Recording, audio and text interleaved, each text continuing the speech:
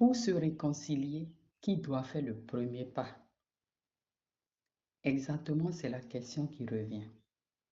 Lorsque nous sommes offensés par notre conjoint, notre ami, notre frère ou un collègue, nous devons comprendre qu'en tant qu'enfants de Dieu, nous avons reçu l'ordre de pardonner.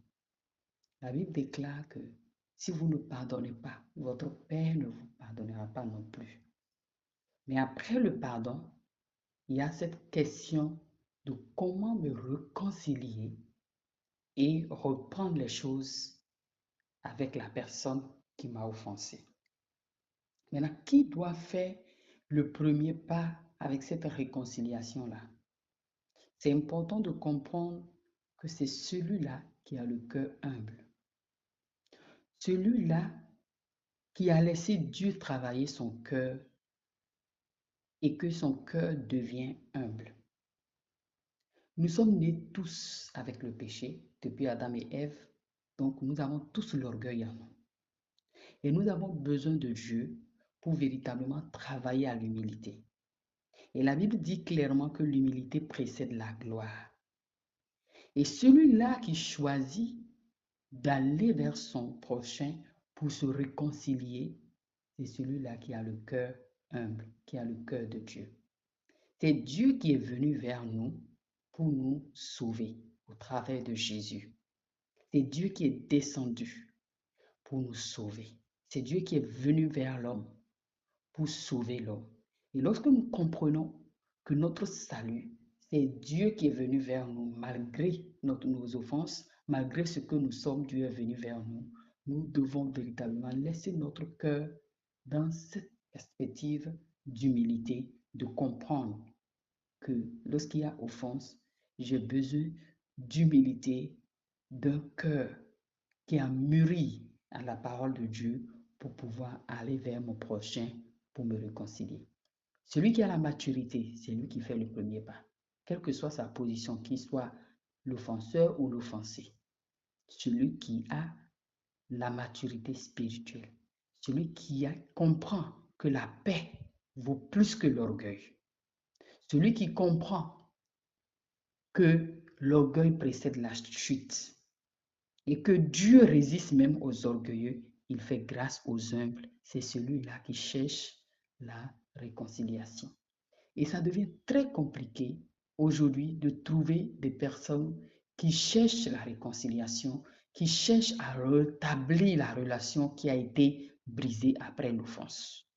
Dieu nous a pardonné, Dieu nous a aimés, il nous a sauvés, il nous a pardonnés pour rétablir la relation avec nous. Il a travaillé à cette relation pour venir vers nous. Et il a disposé sa parole d'amour qui nous permet de se rapprocher de lui, qui nous permet de venir communier avec lui, de parler avec lui, de communiquer avec lui. Donc nous devons aussi, après l'offense, permettre aux gens de pouvoir véritablement avoir accès, de pouvoir rétablir la relation. La réconciliation, lorsque vous constatez qu'il y a une personne qui résiste à la réconciliation, je vous encourage à intercéder pour cette personne. La Bible nous dit dans le livre de Genèse, chapitre 27, que Jacob et Ésaü, c'est là-bas que Jacob a volé le droit d'aînesse d'Ésaü. Il a manigancé avec ruse pour voler le droit d'aînesse de son frère. Mais dans Genèse 27, chapitre 27, verset 41, la Bible dit que les choses sont devenues très difficiles pour Ésaü, jusqu'au point où Ésaü était fâché contre son frère Jacob et il a voulu même le tuer. Il cherchait à le tuer, il cherchait des occasions pour le tuer. Donc sache que lorsqu'il y a de différence, il y a de l'offense, qu'il y a de problèmes entre les gens, la seule pensée qui vient chez l'homme, c'est faire du mal. C'est chercher à tuer, c'est chercher à faire du mal. Et lorsque nous comprenons que nous avons été pardonnés et que l'alarme de Dieu, le conseil de Dieu, l'ordre que Dieu nous donne, la recommandation que Dieu nous donne, c'est de pouvoir véritablement ne pas aller jusqu'au bout de ce mal-là qui vient dans notre pensée, dans notre cœur, de commettre. C'est pour cela que la Bible va dire le péché à Caïn, le péché à ta porte, mais toi, domine sur lui. Donc, nous avons la possibilité de choisir. Et si tu es en train de m'écouter et que quelqu'un t'a offensé et que tu médites le mal, tu es en train de chercher l'occasion de rendre le coup à la personne, sache que le péché est couché à ta porte et tu as besoin de dominer sur lui. Maintenant, nous allons voir comment Jacob a procédé pour rétablir la relation avec son frère Ésaü. Jacob a fait le premier pas de réconciliation. Malgré tout, il a fait ce premier pas de réconciliation. Lorsque vous lisez votre Bible, dans Genèse 33, verset 3, la Bible dit que Jacob s'est prosterné 7 fois juste pour se réconcilier avec son frère. Et il est parti avec des présents, il est parti avec sa famille, il est parti avec des cadeaux pour pouvoir se réconcilier avec son frère. Et il s'est prosterné 7 fois.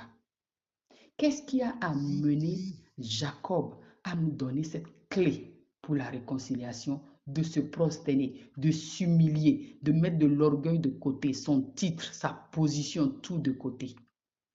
Vous savez, lorsque vous rencontrez Dieu, si vous dites que vous êtes spirituel et vous n'avez pas la capacité de vous réconcilier, de vous humilier pour demander pardon, de chercher à rétablir la relation brisée, de chercher à corriger vos erreurs, on met point d'interrogation à votre spiritualité.